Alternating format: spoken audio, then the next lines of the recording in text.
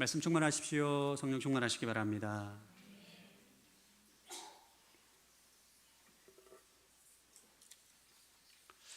제가 서산에 와서 서울에서 잘 볼 수 없었던 논을 많이 보게 됩니다. 예, 저희 집 주위에는 다 논입니다. 예, 아마 올 가을에는 황금빛으로 물든 논을 보게 될 것 같고 기대가 됩니다. 저는 시골 출신이라 농사를 해본 적은 없지만 농사하는 것을 많이 봤습니다.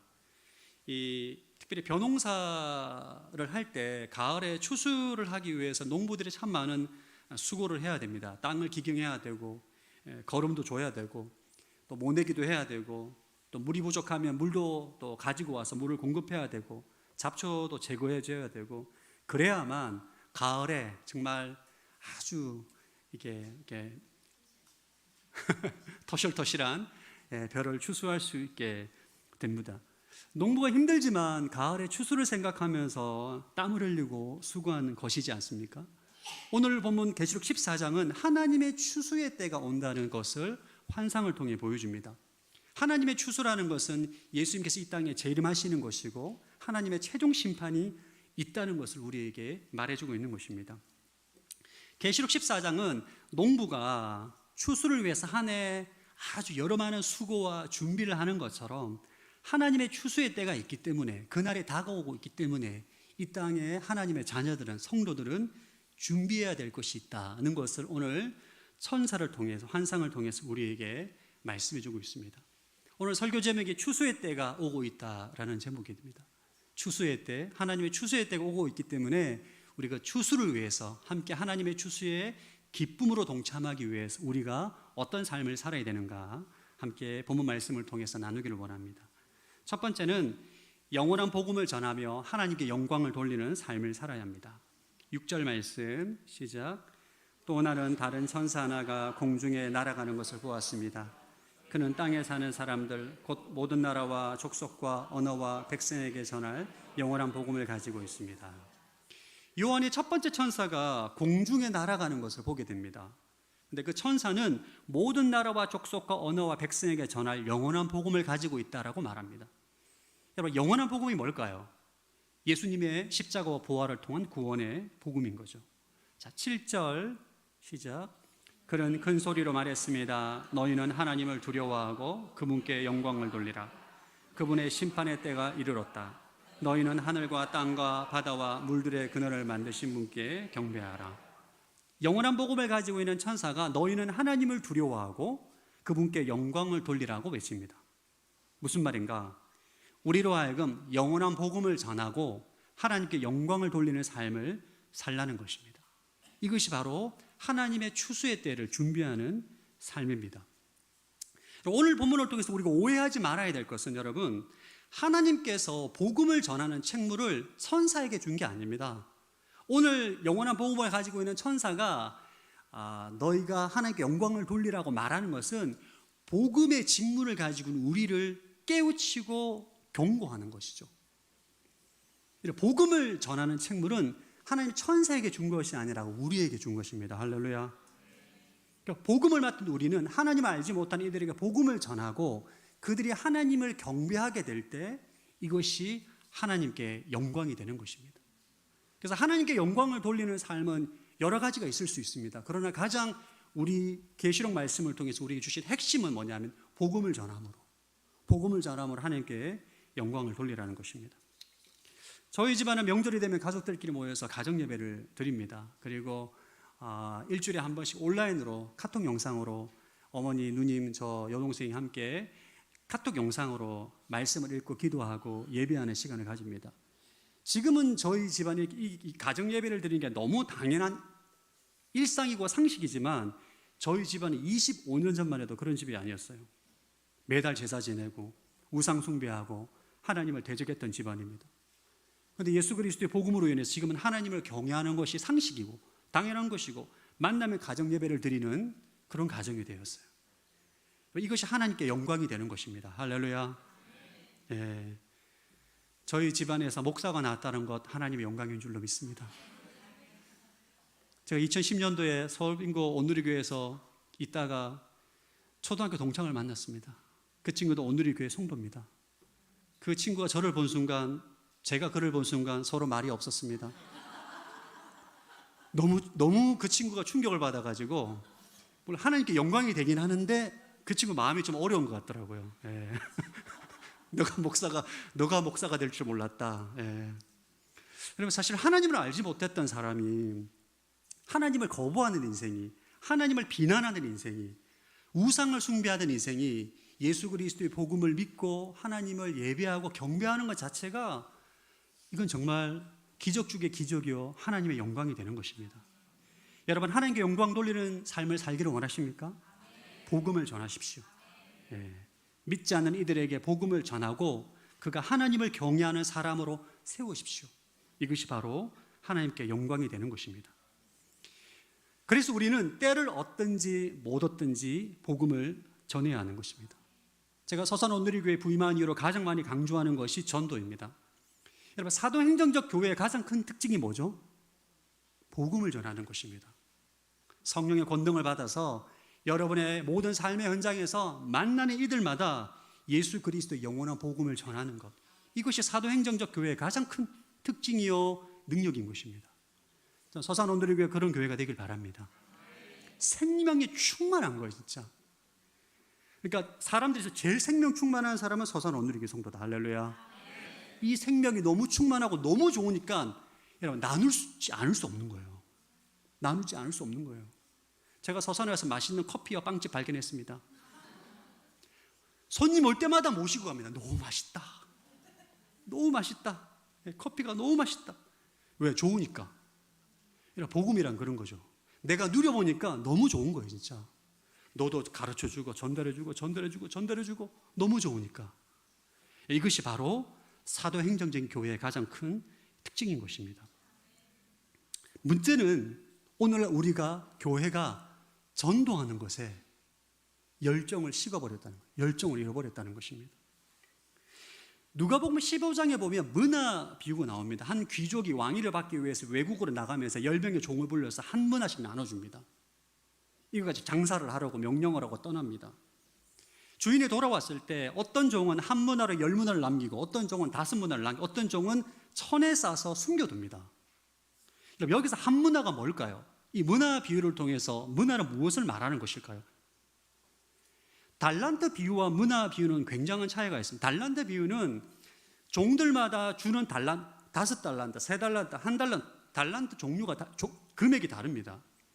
달란트는 무엇을 의미해요? 재능과 은사를 말하는 거예요. 여러분, 사람들마다 능력이 다 달라요. 재능이 다 다릅니다. 노래 잘하는 사람이 있고 못하는 사람이 있고, 공부 잘하는 사람이 있고 못하는 사람이 있고, 운동 잘하는 사람이 있고 운동 못하는 사람이 있어요. 하나님이 원하시는 것은 받은 재능대로, 받은 만큼 남기라는 것입니다. 달란트 비유는 우리에게 주신 재능과 은사를 가지고 하나님께 영광을 돌리라는 거예요. 문화는 뭘까요? 모든 사람에게 균등하게 준 거예요. 아픈 사람, 건강한 사람, 돈 많은 사람, 돈 적은 사람, 모든 사람에게 동일하게 준 문화는 바로 복음입니다. 저와 여러분이 받은 복음은 다 똑같아요. 모든 사람이 동일한 복음을 받았어요. 이 복음을 가지고 장사를 하라는 거예요. 어떤 장사? 복음을 전함으로, 복음을 재생산하는, 복음을 전함으로 하나님께 영광을 돌리는 삶을 살라는 것입니다.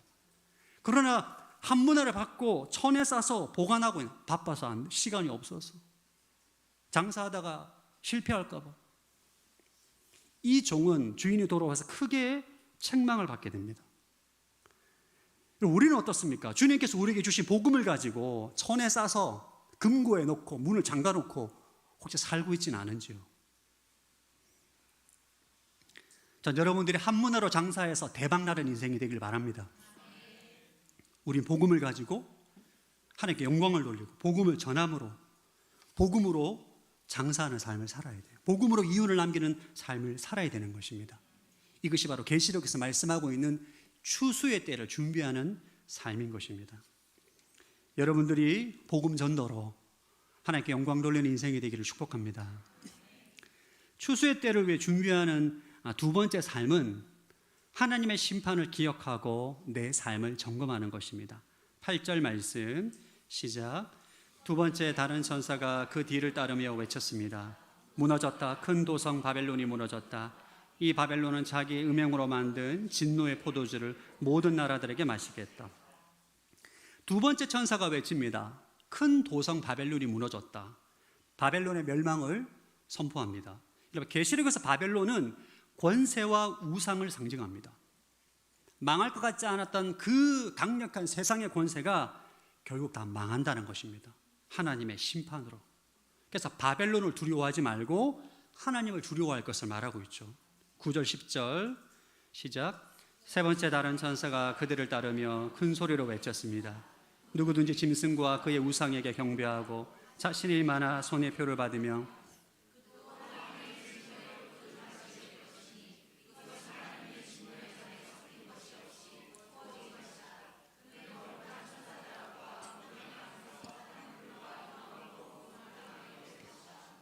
세 번째 천사가 외칩니다. 짐승의 표를 받고 우상에게 경배하는 자는 하나님의 진노의 포도주를 마시게 될 것이다.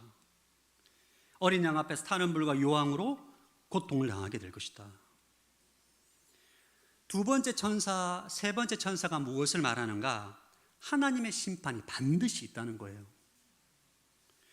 이 땅에 살면서 하나님의 추수의 때를 준비하는 인생은 하나님의 심판이 있음을 기억해야 됩니다. 그리고 내 삶을 점검할 수 있어야 돼요. 하나님의 심판이 있다는 것을 믿지 않는 사람은 이 땅에서 방종하며 살게 되어 있습니다. 심판을 믿지 않기 때문에. 그러나 정말 하나님의 심판이 있다는 것을 믿는 사람은 바벨론의 권세를 두려워하기보다는 하나님을 두려워하고 순결하고 정결한 삶을 살아갈 수 있는 힘을 얻게 되는 것입니다. 제가 터키 선교 훈련을 할 때 초대교회 성도들이 300년 정도 박해를 받으며 살았던 지하 도시에 한번 가봤습니다. 터키에는 300년 정도의 박해 기간 가운데 초대교회 성도들이 살았던 지하 도시가 있어요. 제가 그 먼 지하 도시를 찾아갔었습니다. 너무 충격적이었습니다. 저는 지하 도시라고 해가지고 정말 엄청난 큰 동굴에 막 정말 북한 땅굴처럼 막 이렇게 이어진 줄 알았는데 초등학교 한 5학년 정도 아이가 들어갈 수 있을 만한 통로예요. 겨우 들어갔어요. 겨우. 못 나오는 줄 알았습니다. 진짜.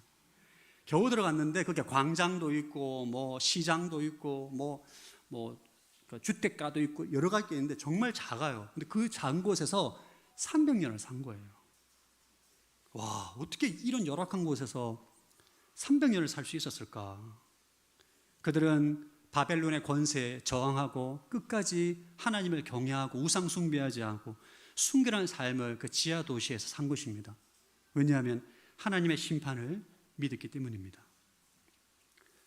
우리가 오늘날 우리 한국 교회는 심판을 잘 믿지 않아요.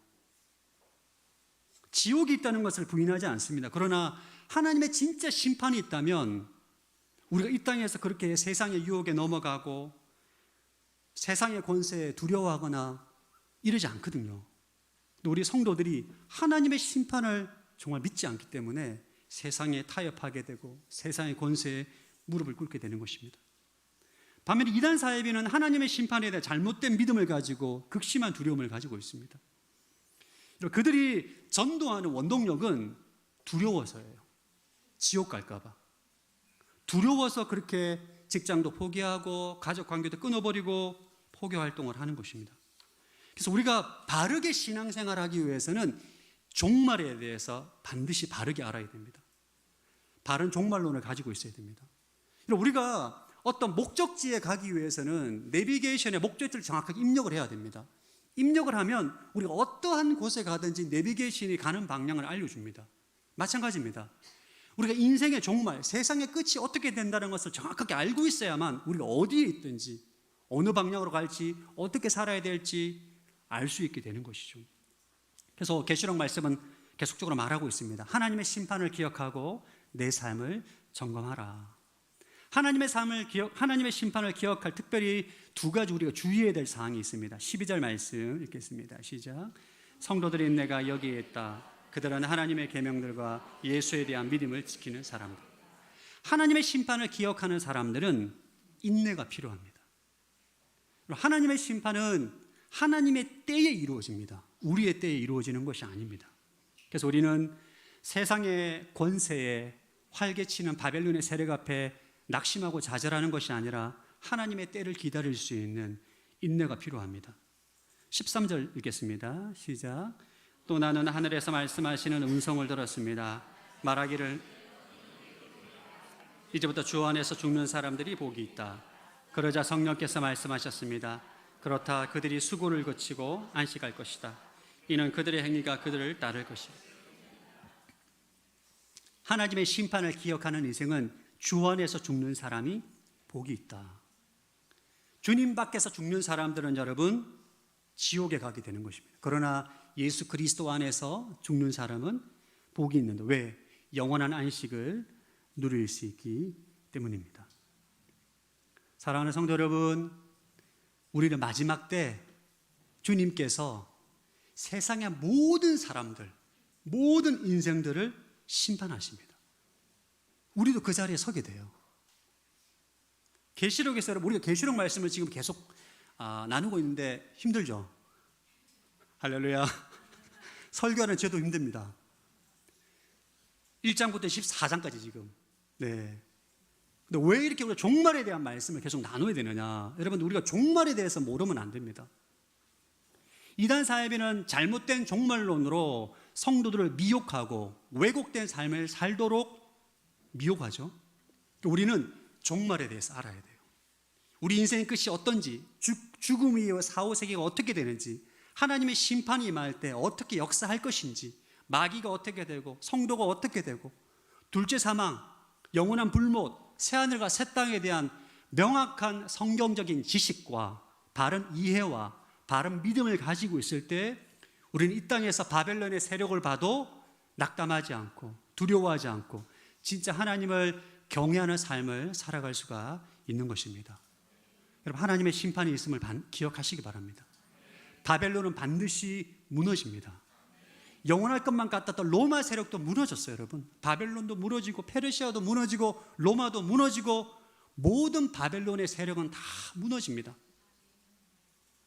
그러나 영원하신 하나님은 결코 무너지지 않고 이 세상을 주관하고 계신 거죠.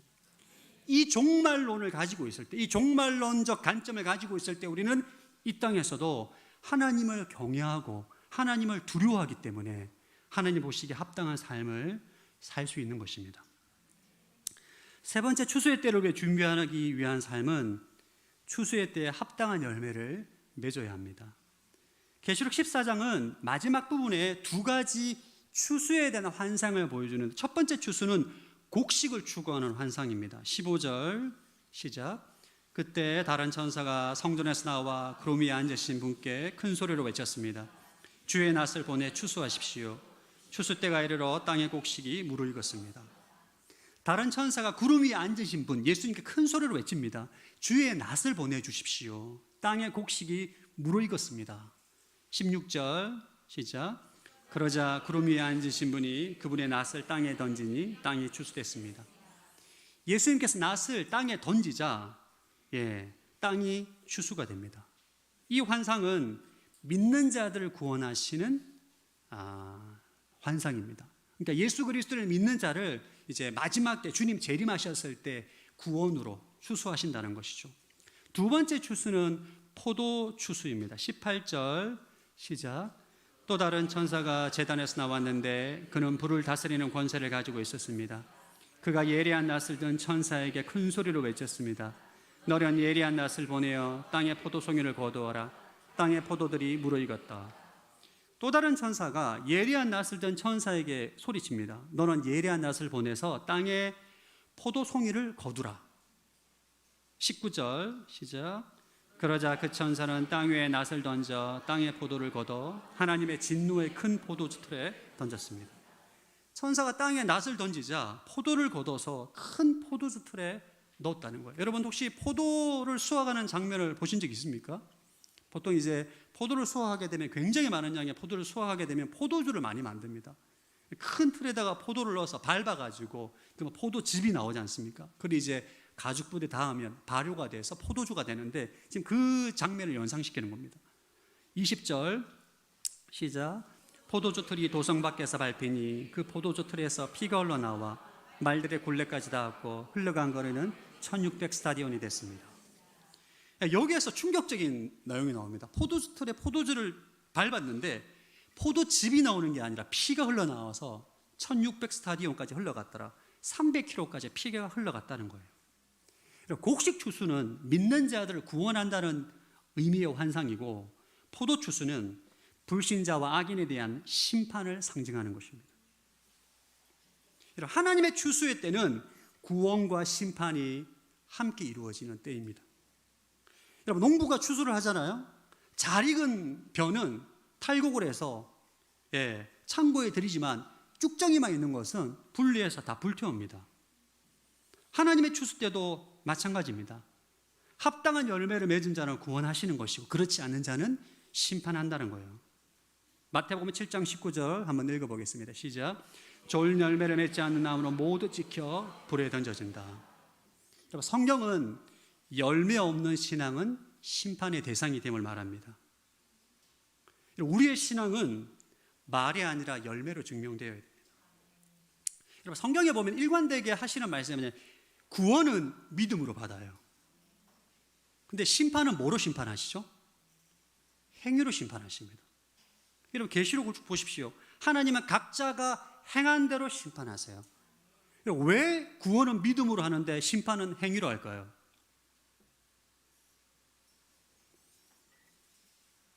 여러분, 행함은 사람은 믿는 대로 행하기 때문이에요. 믿음으로 구원을 받았어요. 그가 예수 그리스도를 믿고 사는데 말은 믿는다고 말하지만 행함이 없는 것은 죽은 믿음입니다. 하나님은 마지막 때에 추수의 때 그걸 다 정산하시는 거예요.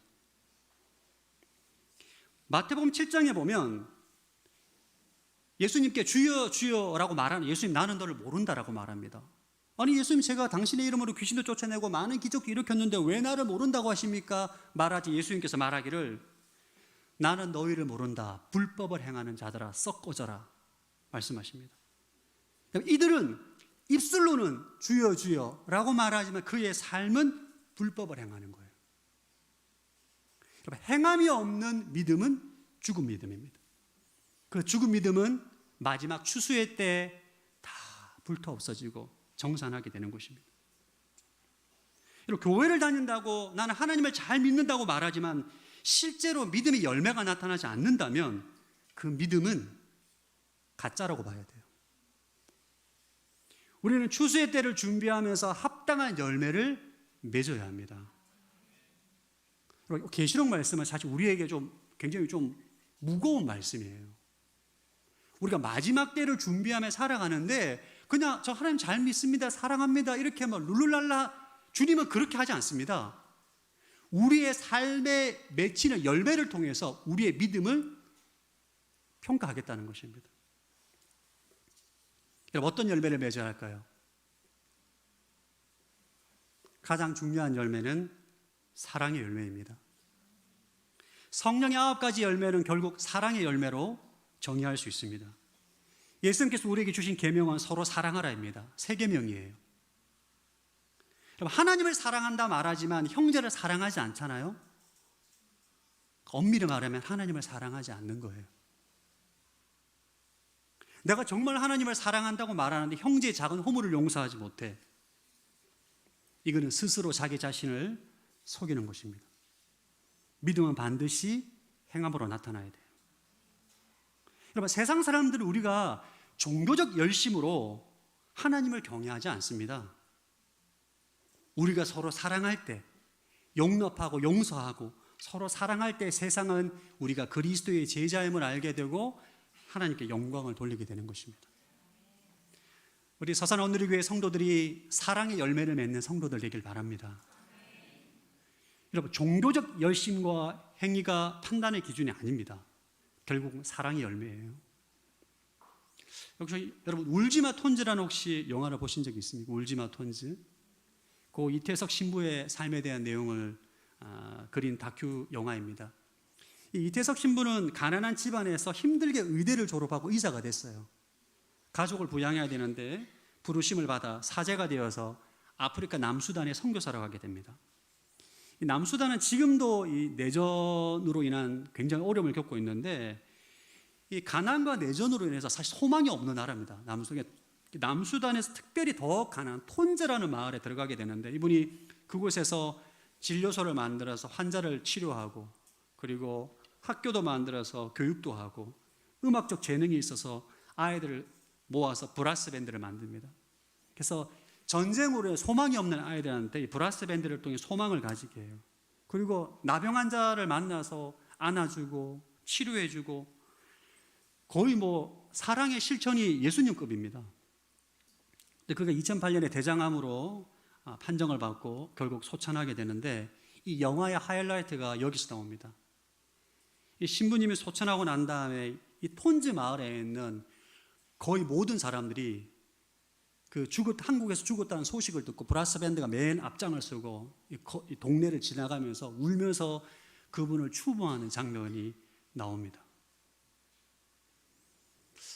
제가 그 영화를 보면서 정말 진짜 하나님의 사랑을 실천하고 사랑의 열매 맺는 인생, 아마 그 영화를 보신 분들은 아마 다 감동을 크게 받았을 것입니다. 제가 그 영화를 보면서 많이 회개했습니다. 개신교 목사로 설교는 번지르르 하지만 내가 과연 사랑을 실천하고 있는 삶을 살고 있는가, 사랑으로 열매 맺고 있는가. 왜냐하면 하나님 여러분, 우리를 다 열매로 평가하십니다. 열매로. 말로 평가하지 않으세요. 우리의 삶으로 맺은 열매로 평가하십니다. 계시록 말씀은 우리에게 계속적으로 말합니다. 마지막 때 심판이 있다. 저와 여러분들은 지옥에 가진 않습니다. 불못에 가지 않아요. 그러나 우리는 부활의 몸으로 주님 앞에 서서 이 땅에서 어떤 열매를 맺었는지, 어떤 삶을 살았는지, 하나님 보시기에 합당한 삶을 살았는지, 믿음의 열매를 맺었는지, 말로만 살았는지, 그 삶에 대한 평가와 정산이 있어요.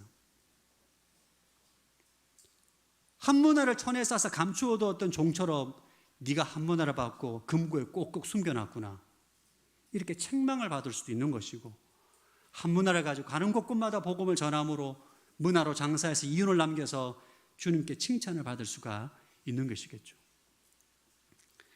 서산 오늘의 교회가 사랑으로 유명해지는 교회가 되길 바랍니다. 할렐루야. 사실 교회가 건물이 좋다고 해서 사람들은 좋아하지 않습니다. 사람들이 칭찬하는 교회는 사랑으로 열매 맺는 교회를 칭찬하는 거죠. 사랑으로 구별되는 교회. 우리 그리스도인들은 뭐로 구별되어야 될까요? 우리는 뭐로 구별이 되어야 되죠? 주일 성수 열심히 해서, 헌금을 잘해서, 봉사를 열심히 해서? 아무도 알아주지 않습니다. 세상 사람들은. 우리가 사랑으로, 예수님처럼 사랑할 때 세상에서 구별되는 것입니다. 이것이 바로 하나님의 마지막 때, 추수의 때를 준비하는 성도들의 삶이 되어야 할 것입니다. 우리 서산 오늘의 교회가 마지막 때를 또 소망하며 준비하며 복음을 전하며 또 사랑으로 열매 맺는 삶을 살아갈 때 이 땅 가운데 하나님께 영광이 나타나게 될 줄로 믿습니다. 이 시간 주님 다시 오실 때까지 함께 찬양하고 기도하는 시간 가지겠습니다.